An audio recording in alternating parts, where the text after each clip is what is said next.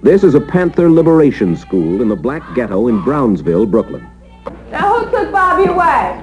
The pig. Who took Bobby away? The pig. Right on. And who's gonna get Bobby out of jail? The people. How they gonna do it?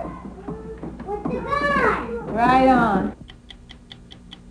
For our next story, we filmed some examples of art produced by Marines in Vietnam during lulls in the fighting there. I wonder if that sun is shining down in my hometown. I wonder if everything's just like it used to be. No one knows precisely how many women in America use the pill. The estimate is 8.5 million. It's perfectly clear right now that the pill is not safe and has never been safe. The evidence all indicates that the pill is not dangerous. There have been flare headlines to frighten women off who would otherwise be taking the pill, but this is most unfortunate. I'm Harry Reasoner. I'm Mike Wallace, and those are the stories tonight on 60 Minutes. This broadcast is sponsored by Good People to Do Business With, Employers Insurance of Warsaw.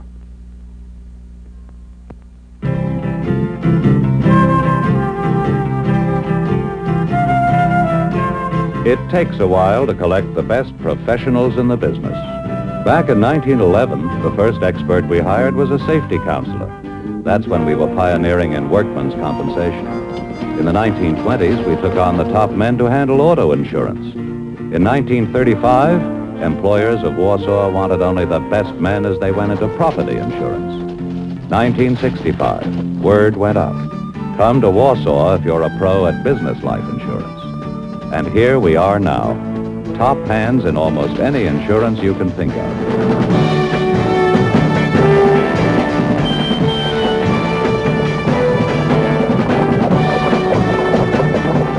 Employers Insurance of Warsaw. We think insurance ought to work for a living. That's the Warsaw story. These were the first Black Panthers, armed, defiant, symbols of the whole history of violence and counter-violence that surrounds the Black Panther Party. On the right, Minister of Defense Huey Newton. Newton is the founder, the party philosopher, the street tactician. On the left, Bobby Seale, national chairman of the party. They met at college in Oakland, California, and formed the party in 1966. The Panthers believe the whole economic and political system is against them, against the poor, black and white, and that if death is the result of picking up the gun, well, that's the price you have to pay for what you believe in. Tonight, these two top leaders are in jail. Newton, convicted in the killing of a policeman. Seale, awaiting trial on several charges, including conspiracy to commit murder. At least 10 Panthers have been killed by police in the last 2 years. At least 3 police officers, perhaps as many as 5, have been killed by Panthers. Those deaths alone are reason enough to examine the Black Panther Party, who its members are, how many there are, what they believe in, and what they do. We begin at one of the landmarks in the Panthers' violent history. On the small patch of front lawn of this house in Oakland, California, the third man to join the Panthers died in a hail of police bullets. He was Bobby Hutton, recruited at the age of 16, dead at the age of 19. In a shootout with police, Hutton had holed up in this basement with Eldridge Cleaver, the party's Minister of Information. Cleaver came out of the house stark naked, defenseless. Hutton ran, police said, and died. The walls still show the scars of the bullets of the Oakland police, the charring of the smoke and fire and tear gas. Now, Cleaver is a fugitive from the California courts in exile in Algeria. His wife, Kathleen, and their baby son, Maceo, are with him there. Power to the people. We'll talk with Eldridge Cleaver later in this profile of the Panthers. Panther headquarters is a few hundred feet across the Oakland city line in Berkeley, California. The Panthers moved here about a year ago after their old headquarters in Oakland was shot up by 2 policemen who had been drinking on duty. The officers were later fired. Upstairs, where the leaders work and some of them live, the windows are heavily boarded, reinforced with sheet steel. The door is locked and visitors are frisked for guns. With Seale and Newton in jail and Cleaver in exile in Algeria, command has fallen to Chief of Staff David Hilliard. The sandbags that you have underneath the window, There are steel plates behind those boards, behind you. You really feel you need them? And I'm most certain that we need more than the sacks or the steel that you see here. We need some community security. We need an army of people that's willing to defend the community and their very lives. Do you have weapons here?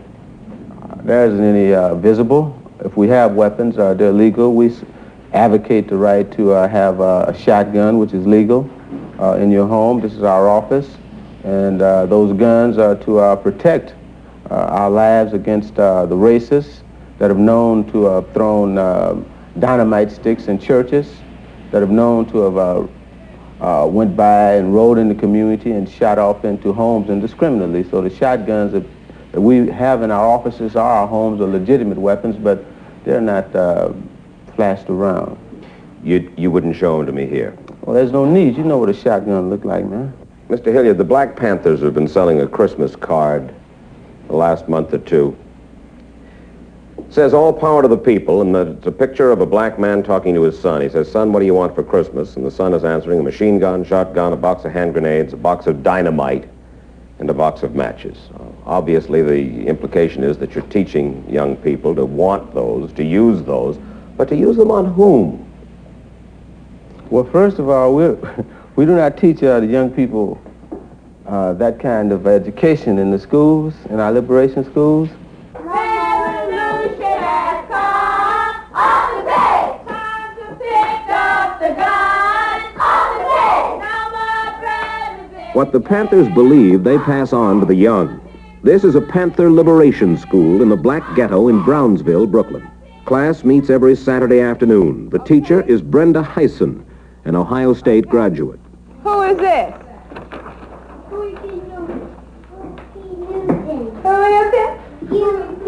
Newton. Say it loud. Huey P. Newton. And where's Huey? In jail. Who put him there? The pig. Why they put him there? Because he was serving the people. Because they didn't want the people to be served. Okay. Now who took Bobby away? The pig. Who took Bobby away? The pig. Right on. And who's gonna get Bobby out of jail? The people. How they gonna do it? With the gun. Right on. Last week we were doing the 10-point program and platform.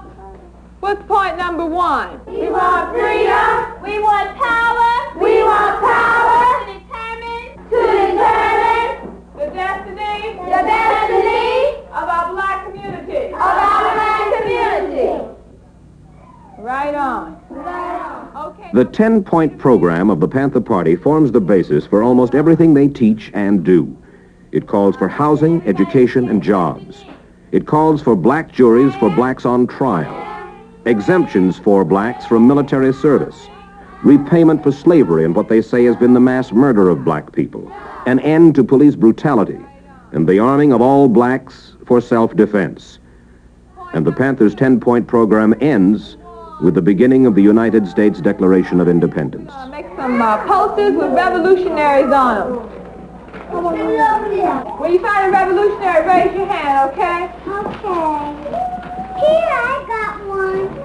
Okay. Who are the capitalists now? The pig. And what do they do? And what do they do? We steal from the people. They steal from the people. Say it loud. They steal from the people. What these youngsters are getting, in fact, is a stiff dose of party indoctrination, heavily mixed with hero worship, plus an overlay of Marxism-Leninism, all focused on the problems of the black ghetto. But it's worth remembering that socialism and communism never attracted more than a relative handful of American blacks, and so far the Panthers have done no better. People class. There are 30 Panther chapters across the country. The party won't give membership figures, but it's safe to say it is now not much more than 1,000 coast to coast. The Panthers are best organized on the West Coast. This is their San Francisco headquarters. Nearby, the ghetto's blank walls are galleries for the Panthers' pop art, pleas for the release of arrested Panthers, memorials to the Panther dead, and this one a blueprint for a major Panther program, local control of the police, the pigs, give each community within the city control of its own police force to stop what the Panthers and many other blacks say is police harassment in the ghetto. The Panthers are proudest of their free breakfast program for black children. Panthers say that 6,000 children are served breakfast across the country each week, mostly in church basements, to children on their way to school, like this group in Oakland. In Oakland, they feed them and send them on, but that's not so in New York City. They feed them, but they add a heavy dose of indoctrination. We want an end to the robbing by the capitalists in our black community. Whatever else the Panthers may teach, they do not teach racism. They do not teach black supremacy. They do not teach black separatism. They talk about the problems of the poor, all the poor, not just the blacks. Who does the power belong to? The black people. All the poor oppressed people. We noticed quickly that there are at least as many women as men in the Panther Party, a lot of them in positions of authority, some of them the wives of Panthers who are in jail or dead. They are ideologically tough, and several of the women told us they expect to die in a police attack. Power, power, power to the people. Power to the people. The free breakfast program is a modest achievement, but the Panthers say it has not been adequately covered by the white press. How is the breakfast program supported? Ronnie Tyson is coordinator of the New York breakfasts. He makes the rounds of merchants collecting food donations. Tyson argues the merchants take profits out of the ghetto, so they ought to put a little back in this case, sausages. Sometimes he gets turned down. One meatpacker told Ronnie, "I lost $12,000 in the riots. What do you want from me?" And Panthers sometimes organize boycotts against merchants who say no. The source of all political wisdom for the Panthers and of most funds for the party is the Black Panther newspaper. It rolls off the press every week in San Francisco, 108,000 copies this night. It is shipped to Panther offices around the country to sell at 25 cents a copy. Half goes to the local chapter, half to headquarters. Panthers claim papers are delayed or destroyed by shippers along the way. What the freight handlers don't like is covers like these about the police and the capitalist establishment and the endless columns of socialist rhetoric.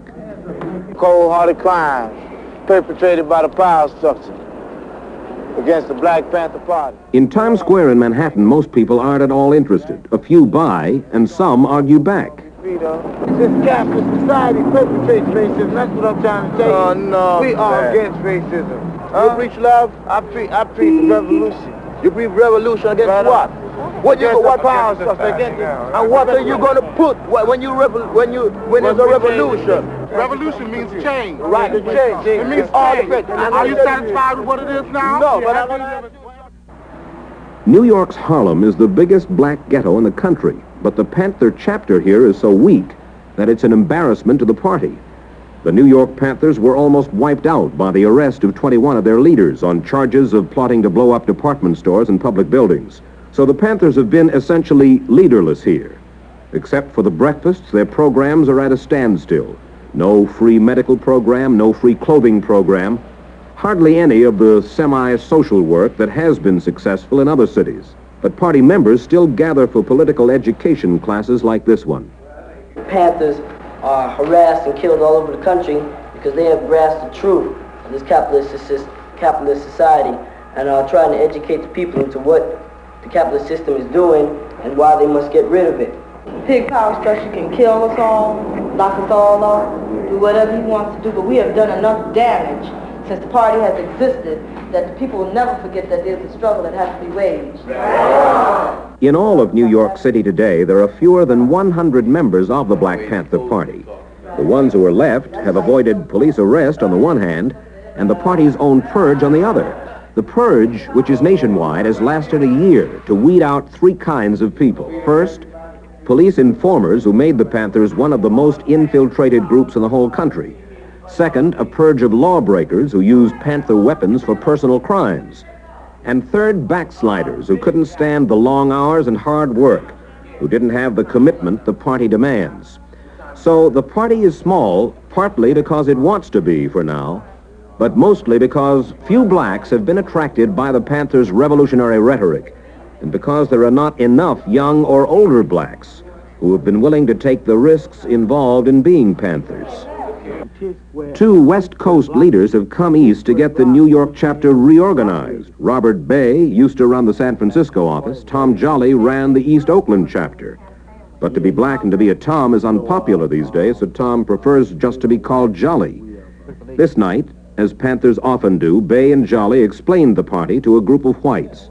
The Panthers and CBS News were invited to a suburban home in New York's Westchester County. People feel that the stance you take against the police is in a way deliberately provocative, and that you may even welcome these mass armed attacks by the police, because it does further your cause. The public is aroused. There's a good deal of sympathy. It is a revolutionary action to invite the police.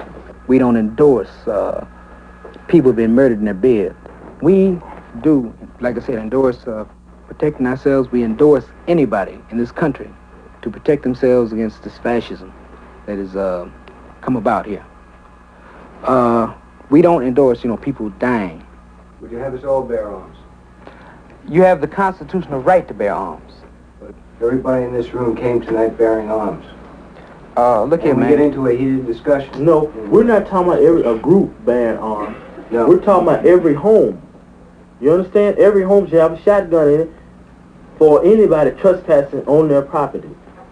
Anybody that sticks their greasy foot in that door and kick down your door, and if they say they have a warrant for you and they won't pass under the door, and they come in shooting and shoot up your house for no reason at all. Do you distinguish between blacks and whites on the police force? Are they all pigs? They're all the same. The blacks are pigs. That question's asked. That question's asked a lot of times. So we put it like this: there's a black pig and a white pig, and they come to your door.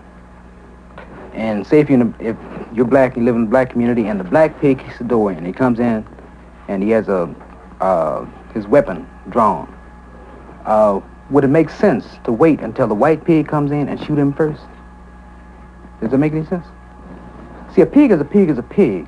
Black, green, yellow, polka dot, or orange. What kind of people are they, Chief? What's been your experience with them? Our experience initially was one where they engaged in what we usually call today a rhetoric of violence. Among all the law enforcement officers who have brushed up against the Panthers, perhaps Charles Gaine knows them best. He is chief of police in Oakland. Several of his men have been killed or wounded in shootouts with Panthers. The Panthers considered Chief Gaine their enemy.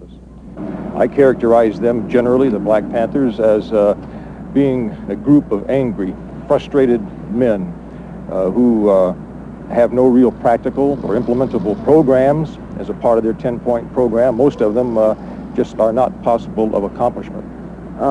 J. Edgar Hoover, the director of the FBI, has suggested that they're the most dangerous of the violence-prone groups, that they're a real serious threat to the United States. Do you agree? I would agree that any individual or group that has a program of violence is a threat. I do not think the Black Panthers have the organization nor the membership to be a threat to the overall security of this country. That's the view of a police chief whose men have been in shootouts with the Panthers. If anyone can speak for the black establishment, it is Roy Wilkins, head of the National Association for the Advancement of Colored People. We asked him about the Panthers.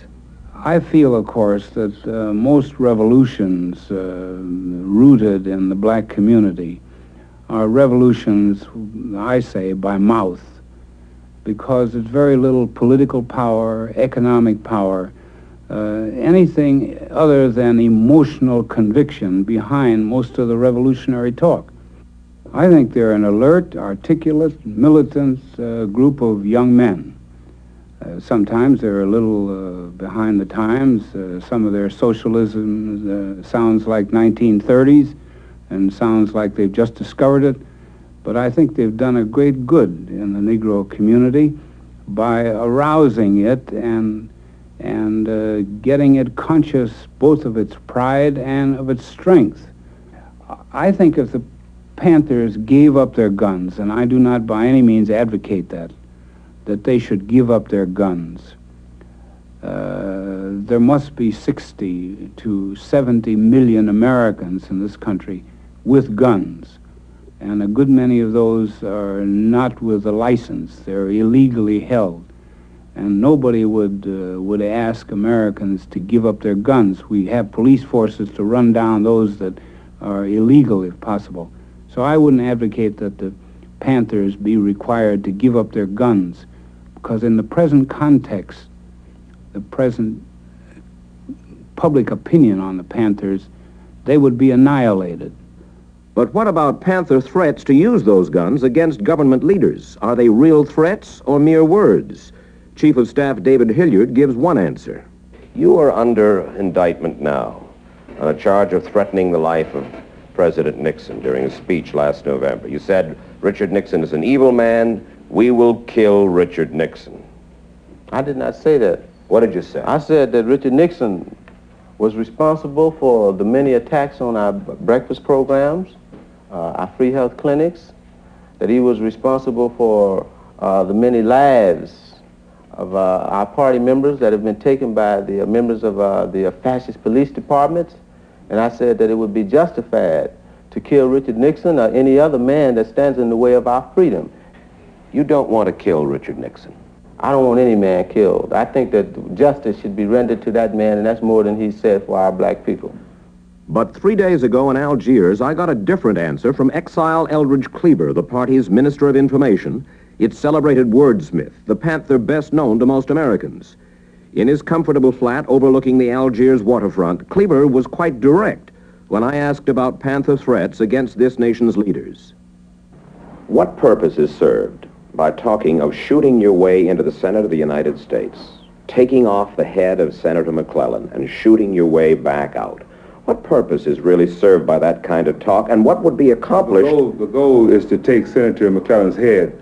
Now, the process of getting his head has to rely on a strategic technique. I mean, I can't just walk in and take his head and walk out. You see, I have to get past the guards and get past those who might try to protect his pig head. So to me, I think that would mean shooting my way in and shooting my way out, because I wouldn't want to go in, take his head, and just sit there. But right now, we are at the point of trying to understand. When the American people hear that you want to shoot your way into the United States Senate, take off the head of a senator. And take off the head of Richard Nixon, you see? What does that mean? This is rhetoric? This is not rhetoric. I'm telling you that Richard Nixon, J. Edgar Hoover, Senator John McClellan, et al., not just them, but all of the pigs of the power structure have to be apprehended.